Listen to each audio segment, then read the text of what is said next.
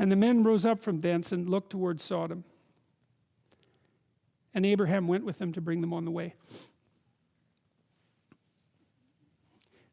I'm going to make a small detour and talk to you about this idea of potential again, because it's really, I've really thought about it a lot. I think music speaks of potential. Like, I think music speaks of potential bursting forward. It's something like that, and that's why it's so deeply meaningful.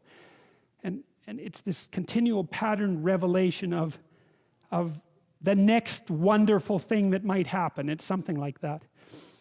So there's that, and people find that deeply meaningful. And then there's the idea that we all have potential that isn't realized, but that we regard that potential, even though it's not realized, as real, which I can't get my head around at all. It just doesn't make sense. And then, although everyone acts that way, and everyone believes it, because what you act reflects what you believe, and you make judgments about yourself and others based on those beliefs, and they're deep judgments. So the idea that you believe that there is such a thing as human potential, I think it's undeniable. If you act at all, if you expect things of people at all, then you're demonstrating your commitment to the idea of potential.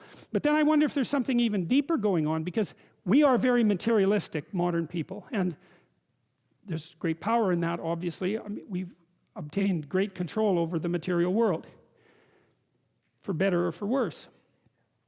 But we do have a tendency to think of the world purely as a material structure, and it isn't really obvious to me that the world is exactly a material structure. It seems to be something more like constrained potential, you know, because everything is a certain way, but everything that is a certain way could be a multitude of other ways, and almost an infinite multitude of other ways.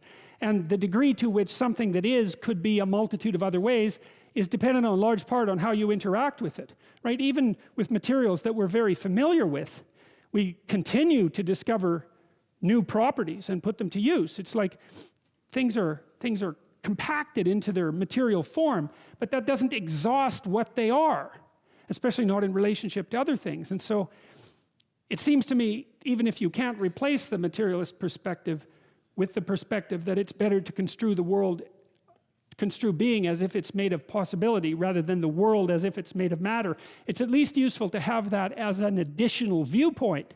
Is that because you could say, well, the material philosophy is very useful as a tool for obtaining certain sorts of benefits, which it clearly is.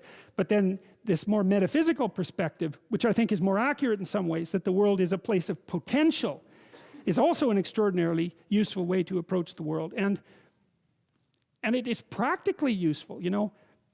We talked last week a little bit about doing something as simple as trying to organize a room.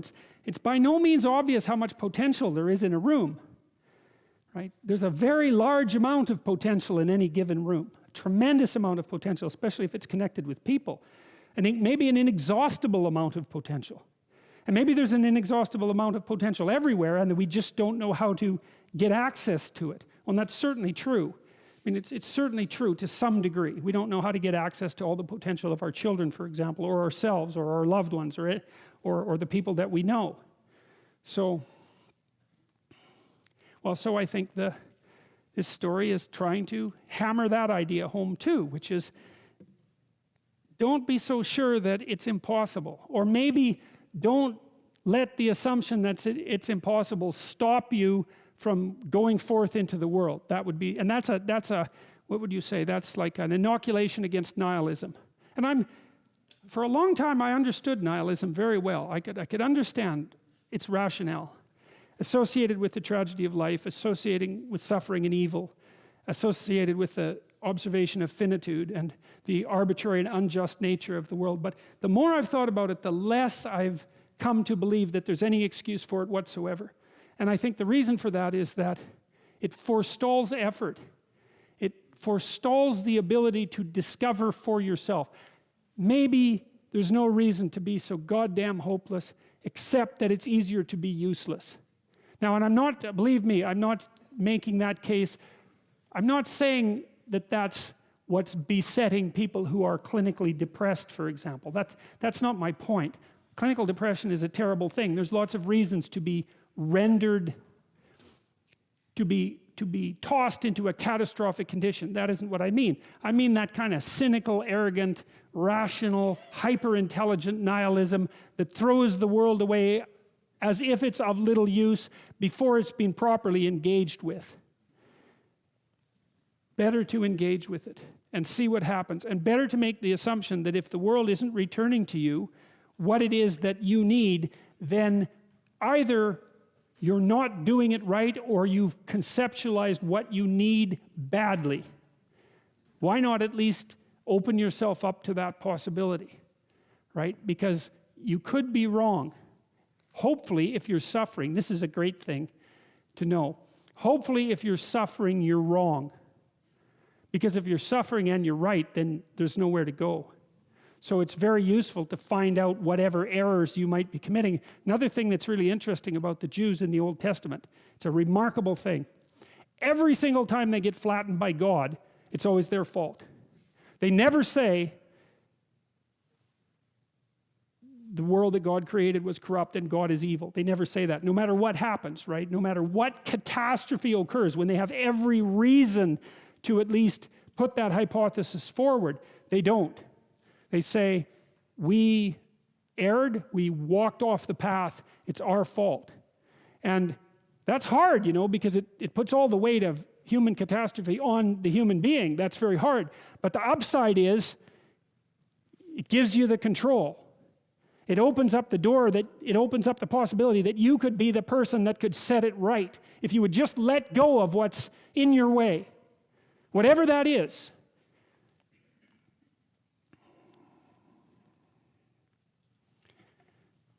And the men rose up from thence and looked towards Sodom, and Abraham went with them to bring them on the way.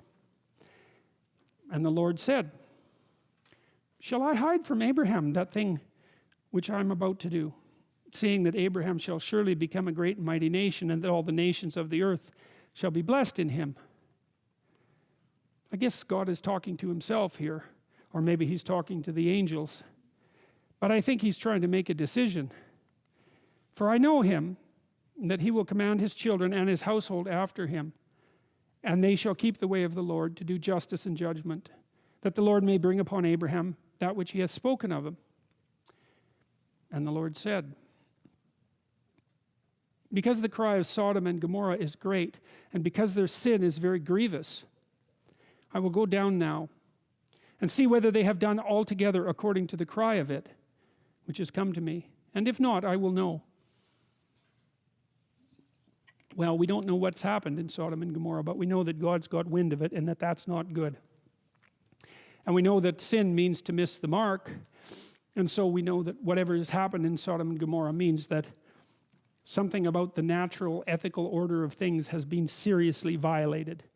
And there's a strong intimation in the Old Testament, which I think, by the way, is completely correct, that if the proper order of being is violated, and that's something like the balance between chaos and order, say, if the proper balance of being is violated, then all hell will break loose. And one of the things I can tell you from reading a very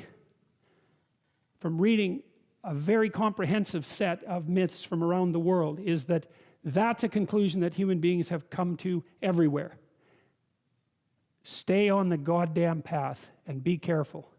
Because if you start to mess around and you deviate, especially if you know that you're deviating, things are not going to go well for you. And that idea is everywhere. And I think it's right. I think the idea is right because there aren't that many ways of doing things right, and there's a lot of ways of doing things wrong.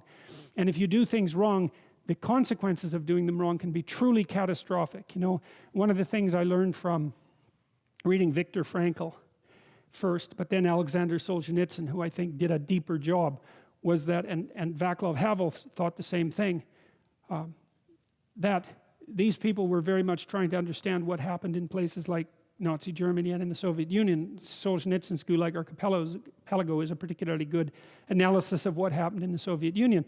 And his conclusion, and it's a 2,100 page conclusion, and it's like hammered home with a hammer. It's a book that everyone should read. you know, assuming that you can read a 2100 page scream, because that's basically what it is. You know, first of all, what he does is document just how terrible things were in the Soviet Union between 1919 and 1959. And no matter how terrible you think they were, unless you know the stories, they were a lot more terrible than that. And they were terrible personally, because everyone lied. They were terrible in families, because 2 out of 5 people were government informers. They were terrible among friends, because no one could tell each other the truth. They were terrible socially, because the whole system was corrupt and ran on slave labor.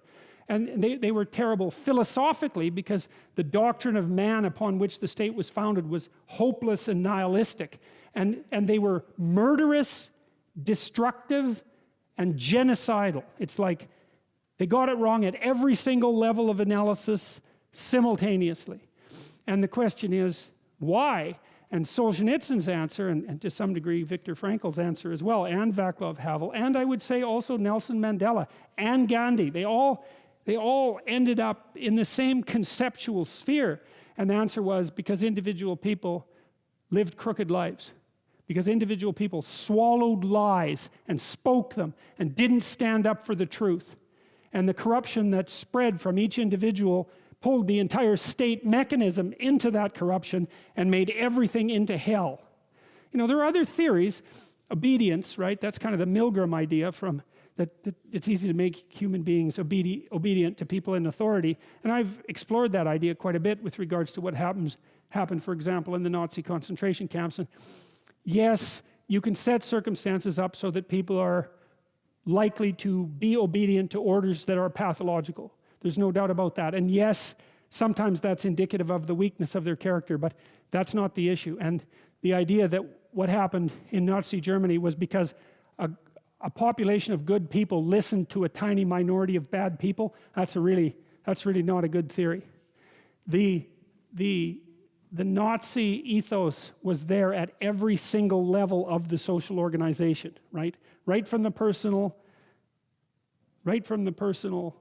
familial, all the way up to the leadership. It was the same thing all the way up and all the way down. And the same thing in the Soviet Union. And so, well, so if you miss the mark, which is apparently what the people of Sodom and Gomorrah did, their sin was grievous, then they risked destruction. And I just cannot see how, after the 20th century, anybody with any sense could possibly not see that as true. And I think that there's a line in the Old Testament, you know, that the fear of God is the beginning of wisdom. And I can tell you one of the things that frightened me badly was the realization from reading Sholzhenitsyn and a variety of other things that I was reading at the same time, that Dostoevsky as well, because he makes the same point. He said that a human being is not only responsible for everything they do, but for everything that everyone else does. Now, you know, that's crazy, and he was an epileptic and a mystic, and that's a crazy thing to say. But it's also, there's something about it that's true, because if you were better, the people around you would be less worse than they are. And if you were good enough, you don't know how much better the people around you would be. And so, there's this idea too, you know, that Christ took the sins of the world unto himself. That's a complicated idea, man. I wrestled with that one for a very long time, but I think I figured out, at least in part, what it means. It meant that it's something like the realization of complete humanity. You see, to take the sins of the world unto yourself is to realize that, is to understand the Nazi concentration camp guard. Because that person is human, and so are you. And so if you can't see you in that, then you don't know who you are. And if you can see you in that, well, then you've started to take the sins of the world onto yourself, because you've actually started to take responsibility for those terrible things. You know, I think it's the motif of the motto of the Holocaust Museum in Washington. We must never forget. That's close. And I think, well, you can't forget. You can't remember what you don't understand. You will forget what you don't understand. And the question is, well, what are you supposed to remember about the Holocaust? It was a historical event, that 6 million people died. That's not what's to remember. What's to remember is that's what people can do. and you're one of them. And if you don't understand that you could do that, then you don't know who you are.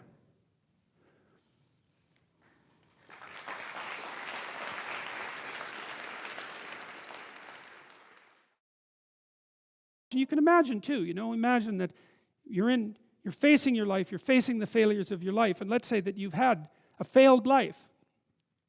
And you're bitter about that, and then you meditate upon it and you think, well, why has this come about? And then you think, well, perhaps I did something wrong.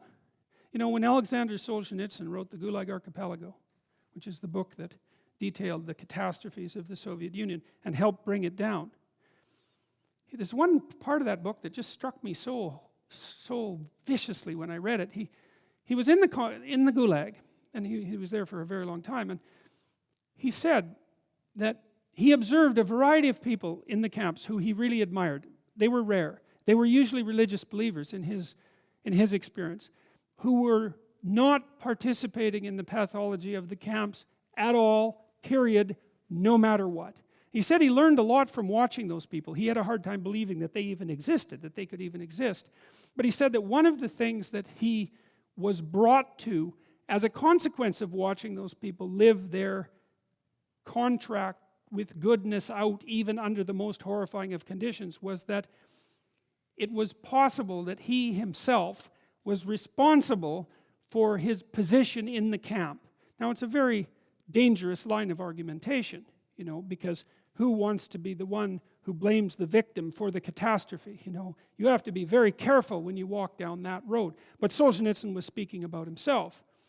And he said, well, he was a communist, and he arrogantly and forthrightly moved the movement out into the world and had not fully gone over his life with a fine-tooth comb to find out what mistakes he had made that brought him so low.